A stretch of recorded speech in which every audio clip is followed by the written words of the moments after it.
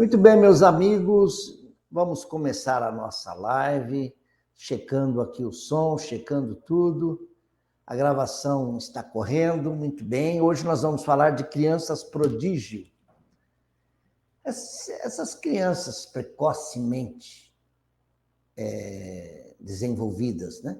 Nas suas habilidades, nas suas competências intelectuais, esses gêniozinhos que de vez em quando aparecem aí e tomam a gente de surpresa, viram até manchete de jornal, crianças que começam a falar muito precocemente, outras línguas, além da língua nativa, bem entendido, crianças que começam a tocar um instrumento. Nós frequentamos o conservatório anos para aprender a tocar uma sonata, e, no entanto, aparece um bebê aí, um bebê alemão, com menos de um ano, ou é russo, é Scherbenko, Gabriel Scherbenko. E o menino não tem um ano, e já ele enfia os dedos no teclado e já afunda os dedos, e aquilo não é fácil, não é que nem teclado eletrônico, e já produz os acordes, já faz os acordes que se casam, acordes interessantes. Não é para assustar? Eu mesmo recebi pela internet recentemente, essa semana mesmo, o vídeo do menino Davi. Vamos ver? Vamos ver o vídeo dele? Por que você quer o celular? Porque não tem nada sobre o DNA no meu livro. E o que é DNA? É ácido desoxirribonucleico. O que DNA faz? Ele carrega as informações genéticas dos seres vivos. E aí você quer o celular pra quê? Para estudar sobre o DNA. Fazer as coisas. E você não precisa chorar quando não souber de alguma coisa, né? Mas eu preciso estudar. Você não precisa estudar agora. Você teria que estar na escola, mas não tá. Você não tem obrigação nenhuma de saber das coisas, né? Doutor, cortei meu dedo, ó. E agora vai ser as tripas? Não, por quê? Não tem tripa no dedo? E o sangue sai todo? Não, porque as plaquetas fizeram uma barreira pro sangue não sair. O que é plaqueta? É só um fragmento de célula. E com o que elas fizeram essa barreira? Com a fibrina. Então vai sair todo. Não, não vai. E o que eu passo aqui, doutor? E vacina de álcool. Obrigado. De novo aí para vocês esse vídeo. Eu preciso ver umas 3 vezes para você entender. O menino está chorando que ele quer o celular. Não vou te dar o celular. Para quê? Você quer o celular? Para estudar. Estudar o quê? Eu estou estudando DNA. O que é DNA? Ele fala meio de trás para frente, mas ele fala certo. Ácido desoxirribonucleico. Pô, a gente aprende isso no colégio e olha lá, até hoje você não sabe diferenciar direito DNA e RNA. Depois o menino insiste que quer estudar, mas você não está na idade de estudar, você tem que brincar. Mas eu quero, eu só tenho no meu caderno, eu quero ver no celular mais coisas. O menino tem 3 anos, gente, Davi. A mãe não se preocupou se estava expondo o menino ou não. Ela achou interessante e foi filmando. Depois, no jardim, o menino está plantando e ela fala, cortei meu dedo, veja. Aí está saindo sangue. Aí ele fala de que aquilo vai parar, porque as plaquetas vão fazer um embarreiramento. O que são plaquetas? Pedaços de célula. A fibrina vai conter o... Então. E o que eu faço agora, doutor? A mãe brinca. Usar álcool, vacina, parece que ele fala. Nós vamos ver de novo melhor. Mas vamos primeiro aqui à luz do Espiritismo, né? O Espiritismo explica mesmo. Kardec dizia, e ele não exagerou, não, o Espiritismo é uma chave para vários enigmas que a ciência ainda não explica. O Espiritismo está além. Não é exagero dizer que o Espiritismo anda para e passo com a ciência e, em muitos momentos, está à frente. O Espiritismo já advoga, por exemplo, que os planetas são habitados. A ciência está chegando lá agora. Que há vida, há muitas moradas na casa do Pai, como dizia Jesus. Mas olha o que eu tirei do Livro dos Espíritos para a gente refletir hoje. Bem, aí eu fiz as chamadinhas, menino de 3 anos aí, o vídeo viraliza, né?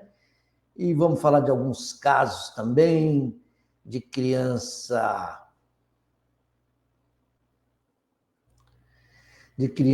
consideradas prodígio. O próprio Mozart, o virtuoso compositor austríaco de Salzburg, que nós aprendemos a admirar, sabemos muito da vida de Mozart. Mozart era um menino considerado gênio. O pai o levava para tocar na corte, né? Para tocar lá para o rei, para o imperador. Há um filme, inclusive, está no YouTube, dos anos 70. Eu assisti na época quando veio. Quando veio para o cinema, nós fomos assistir Amadeus. Gostei muito. Mostra Amadeus, o menino Mozart, vai tocar no palácio, deixa o imperador boquiaberto. O Salieri fica todo envergonhado, porque ele está mal tocando lá uma sonata lá, e o menino vem e toca de costas, tal. Vira, brinca, ainda mexe na música que o Salieri tinha composto, uma musiquinha feia, e ele torna a música bonita. O filme Amadeus, é o nome do filme, porque o nome de Mozart é Amadeus Wolfgang Mozart. Mas há muitos casos, se a gente entrar na internet, vamos ver que tem casos de criança que já está fazendo cálculos matemáticos, daqueles que se aprende na faculdade de engenharia, integral, diferencial, né? Tem crianças que já estão aí batizando asteroides com o nome delas, porque estão estudando astronomia e, inclusive, a NASA fica encantada e chama para conhecer lá a base da NASA em Houston, no Texas, tal. E isso acontece, vez por outra, a gente vê. Aí a gente se pergunta, por quê essas crianças são dotadas de capacidade assim? Hã? Ora, se nós olhamos as pessoas como espíritos, como almas encarnadas, aí a coisa muda, né? Se você vê a alma como um ser trino, composto de corpo, perispírito, espírito, aí você fala, poxa, então essa pessoa é uma alma. Da onde ela vem, o que ela traz? Que espírito, que bagagem, qual é o patrimônio que esse espírito traz?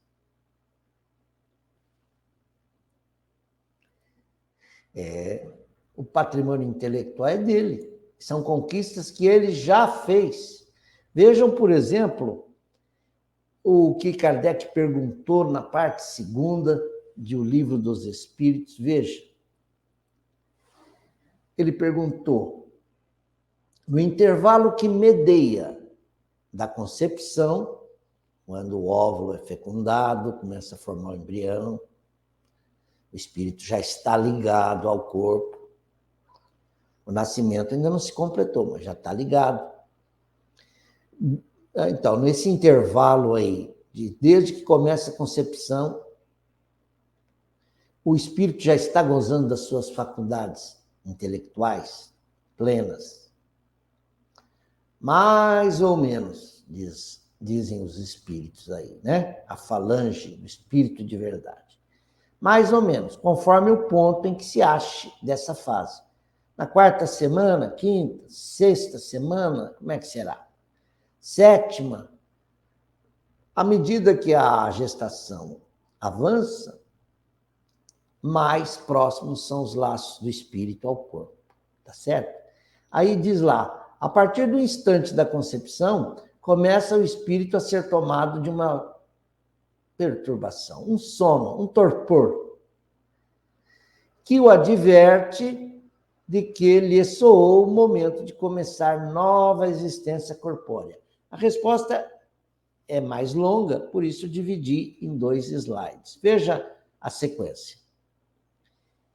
Essa perturbação cresce de contínuo até o nascimento.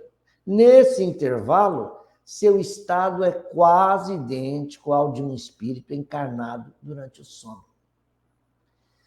Essa noite mesmo eu sonhei coisas muito confusas, mas que têm significado. Eu comecei a lembrar o sonho, comecei a ver os pedaços. Um espelho quebrado eu fui juntando.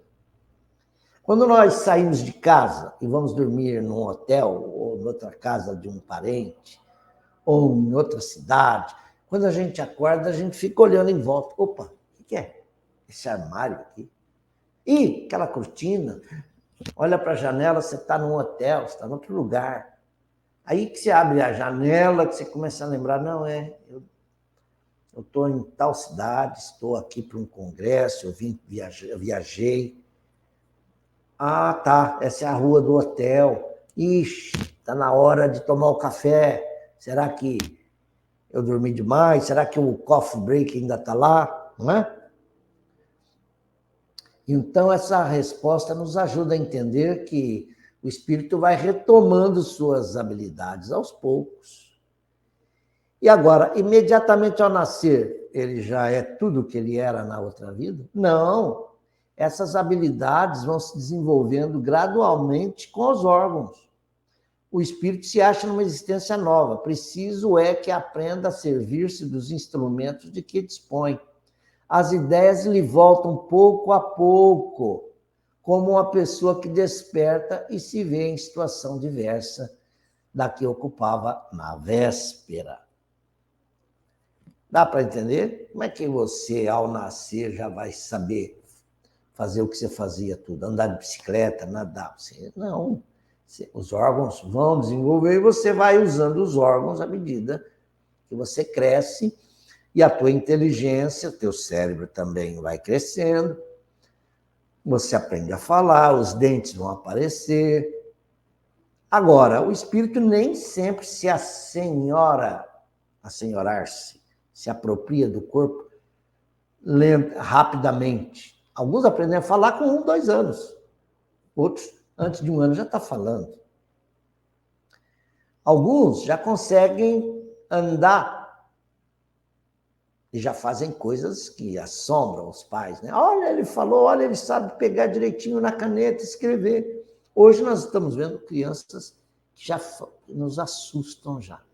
Não chegam a ser prodígio, mas você fala, mas, nossa, ela já faz, ela já segura bem as coisas, a colher, sabe fazer coisas. Algumas crianças, e aí eu posso citar meus bisnetos, eu tenho 2 bisnetos. O menino, o Gustavo, ele já lê todas as letras do alfabeto. Ele fez 2 anos agora. Do meu tempo. Não sei se eu fazia isso, não. Bem, mas vamos ao que interessa. A criança prodígio, ela já se assenhoreou, já se apropriou dos equipamentos. Mas ainda ela está criança. Esse menino Davi, ele quer ir para a escola, mas nem idade para ir à escola ele tem. Ele quer o celular. Os pais ficam preocupados. O que vai fazer o quê com o celular? Conheço muitos pais que não dão o celular para o filho. Vigiam. Às vezes o avô dá, né? A avó, a tia, deixa eles brincarem, mas os pais muitas vezes não querem que o filho entre nessa mania, a chamada... Como é que chama a mania de usar? Momene. Parece que é a mania de usar mobile, momaniac, alguma coisa assim. É a nova doença do século. Mas esse menino, ele quer pesquisar DNA. Ora, e aí a tese espírita vem nos jogar luzes sobre isso. A criança que reencarnou aí, o espírito que reencarnou, como Davi, é isso mesmo a idade dele, né? 3 anos, Davi, ele parece estar vivendo ainda a vida anterior. Parece que a desencarnação, aquela vida, ainda não se completou e ele ainda não entrou na nova. Ou melhor, a reencarnação dele ainda não se completou. Porque à medida que ele entrar de vez na vida do Davi, que é uma outra personalidade, diferente da anterior, ele vai ter se enquadrar na nova vida, vai ver que está vivendo no Brasil. Ele quer estudar DNA aqui, biologia molecular. Talvez ele tivesse vivido num país que lhe deu todas as garantias, as facilidades para a pesquisa. Talvez seja aí um cientista renomado, reencarnado no Brasil, para nos ajudar nas pesquisas. Ou ele seja mesmo um brasileiro que estava fazendo uma pesquisa aí muito importante, desencarnou. Desencarnou jovem, às vezes. E Deus, na sua bondade e misericórdia, permitiu que ele voltasse a um corpo e começasse logo de onde ele parou. É uma tese. O cérebro de criança não vai lhe dar tudo o que ele vai precisar agora, mas já permite que ele queira aprender por si. Talvez ele nem esteja alfabetizado. Ele está vendo pelos desenhos, ele está falando pelo que ele sabe, tudo pelo que está dentro dele, do seu grande patrimônio, o seu background, que é do espírito. Mas você pode contrapor outra coisa. Há crianças precoces, como é o Davi, boas para cálculos matemáticos, boas para tudo, boas para tocar um instrumento, e que nem lembram da vida passada. Mas há crianças que se lembram da vida anterior.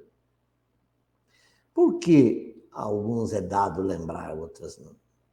Vejam, a reencarnação é como se fosse um véu em tudo que a gente fez antes e abre-se um novo momento para o espírito.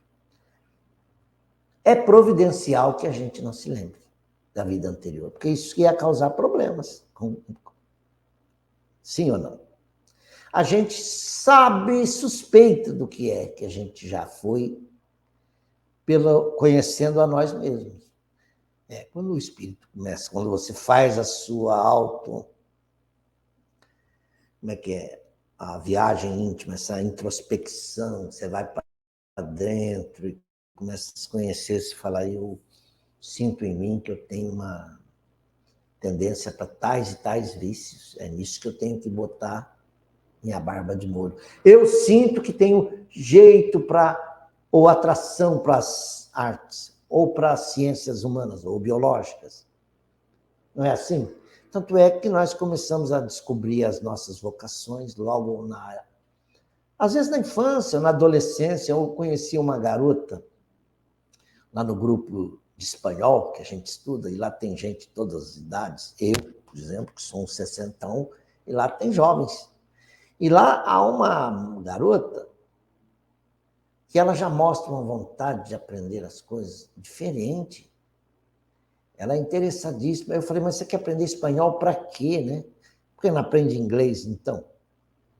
Que é a língua mais falada. Ela falou, não, eu quero aprender espanhol porque eu tenho intenções de me aprofundar na arte de alguns pintores espanhóis. Você quer estudar pintura? Ela falou, é. Mas também não é a pintura dos modernistas, nem dos expressionistas, mas aquela pintura renascentista, de Rembrandt, Michelangelo, que pintou lá a Capela Sistina.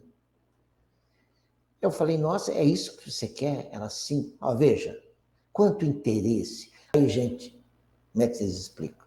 Vamos voltar ao Davizinho? Vamos ouvir o Davizinho de novo. Vamos ver se nós não erramos sobre ele. Por que Vamos você lá. quer o celular? Porque não tem nada sobre o DNA no meu livro. E o que é DNA? É ácido desoxirribonucleico. O que DNA faz? Ele carrega as informações genéticas dos seres vivos. E aí você quer o celular pra quê? Para estudar sobre o DNA. Fazer as coisas. Você não precisa chorar quando não souber de alguma coisa, né? Mas eu preciso estudar. Você não precisa estudar agora. Você teria que estar na escola, mas não tá. Você não tem obrigação nenhuma de saber as coisas, né? É, doutor, cortei meu dedo, ó. E agora vai ser as tripas? Não, porque não tem tipo no dedo. E o sangue vai sair todo. Não, porque as plaquetas fizeram uma barreira pro sangue não sair. O que é plaqueta? É só um fragmento de célula E com o que elas fizeram essa barreira? com a fibrina. Então não vai sair todo. Não vai. E o que eu passo aqui, doutor? E vacina de álcool. Obrigado.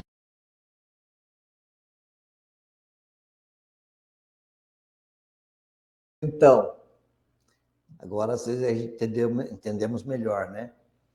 Ele fala do DNA, para que serve? Ele fala para carregar as informações genéticas. Se a gente for se lembrar das aulinhas de biologia nossa, a gente lembra daquela espiral, assim, aqueles filamentos, né? E os degraus ali tem uma série de proteínas interligadas, né? Adenina, citosina, né? Timina. E são 4. E o DNA é tudo aquilo, ali estão o nosso genoma, estão ali. Aí ele fala também na fibrina, que é uma espécie de fator 8, né? Que impede que a gente perca o sangue quando faz um corte, que o sangue todo jorre. A fibrina trabalha para constituir as plaquetas. As plaquetas fazem um barreiramento. O sangue coagula naquele ponto e não jorra. O hemofílico já tem a ausência desse fator 8, sofre muito por isso. Não é?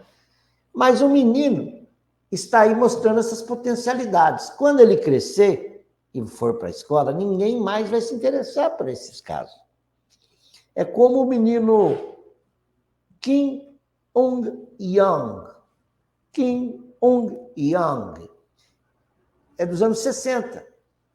Ele, com 6 meses, começou a falar o idioma dele, sul-coreano. A mãe falou, nossa, o marido chegou e falou, nosso filho já está falando. Mas só que o filho começou a falar também em japonês. Ei, que língua é essa? É japonês. Depois, com alguns meses mais, ele já falava o espanhol, o inglês e o alemão. E parece que também mais algumas línguas mortas, que nem se falam mais. Esse é o Kim Young. Vamos resumir o nome dele. Kim Ung-young. Sul-coreano. Ora, logo o caso ganhou as manchetes do mundo inteiro. O Kim foi morar nos Estados Unidos a convite da NASA, foi fazer faculdade lá, cresceu, resolveu voltar para a área dele, engenharia civil, que ele gostava, e voltou para Seul. Né? E hoje, alguém fala dele, ele tem 60 e poucos anos, né? Se ele é de 62. 62 anos. Porque aí é normal ser inteligente, ser gênio, ser bom de cálculo, ser um grande maestro, ser um grande pianista, mas quando se é pequeno. Agora eu pergunto, para essas crianças, chamadas prodígio, elas trazem, então, muita informação, que são um patrimônio delas, conquistas que é dom que Deus resolveu dar para ele e não deu para o outro. Não. Ele já tocou muito piano na vida, já estudou muito música, ama. Então, onde ele for, aquilo está nele, é dele. Ele sempre evoluirá nessa arte. Agora, ele pode reencarnar e nunca tocar piano, viu? Há o caso de Chopin, Frederic Chopin, que teve uma existência, depois dessa, como Frederic Chopin, na qual ele nem pôde comprar um piano. Embora ele quisesse muito estudar música, ele nasceu numa família pobre, não podia nem comprar um piano. Essa é a lei de todas as leis. Estamos chegando ao fim. Eu poderia ainda citar Sibelius. Sibelius, encarnado, está aí, tocando aí. Sibelius Donato Tenório, eu conheci. Sibelius, ele nasceu numa família modesta de Alagoas e o pai gostava muito de ouvir música clássica e ficava sonhando um dia ter um filho e ia dar o nome de Sibelius. Lá no mundo espiritual, o Sibelius, compositor finlandês, estava lá, não tinha parado, numa estagnação. Não, o espírito não retrocede, mas ele pode ficar marcando passo, sim, se ele não tomar providência. Mas a lei do progresso vem e nos empurra. Ele estava lá deprimido, desde o século XIX, XVIII, XIX, não queria reencarnar, não queria voltar ao mundo, não queria nada. Chico conta que, estando no mundo espiritual, liberado pelo sonho, durante o sono, disse a Sibelius, volte a tocar, encante as massas, coloque a sua arte a serviço do bem. Vá, eu te ajudarei. Então, Sibelius acabou reencarnando na família lá de Alagoas e nasceu com o mesmo nome ainda, Sibelius Donato Tenório. Com 10 para 11 anos, a família o levou até Chico, em Uberaba. E eu me lembro desse programa na Globo, não sei se foi Fantástico ou Globo Repórter, e Chico, depois de ouvir o menino tocar num órgão daqueles eletrônico, com pedais, Chico disse, ele virá e vai tocar nos orfanatos, nos leprosários. Essa é a missão de Sibelius. E ele continua. Ele tem um traço de autismo. Eu o entrevistei e percebi que ele tinha um transtorno, ele ficou introvertido, ele ficou um pouco tímido para falar, mas ele toca assim, ó, um piano de cada lado e ele vai tocando simultaneamente, os dois teclados simultaneamente. Toca de costa, toca com a mão para trás, toca de tudo, toca aquarela do Brasil, toca clássico, toca popular. Com isso, nós terminamos. Espero ter levado luzes para o tema desta live. E nos despedimos com música. Já que estamos falando de música, vai Rubinho cantando para vocês aí. Uma música recebida mediunicamente por Marisa Cajado, médium, amiga nossa.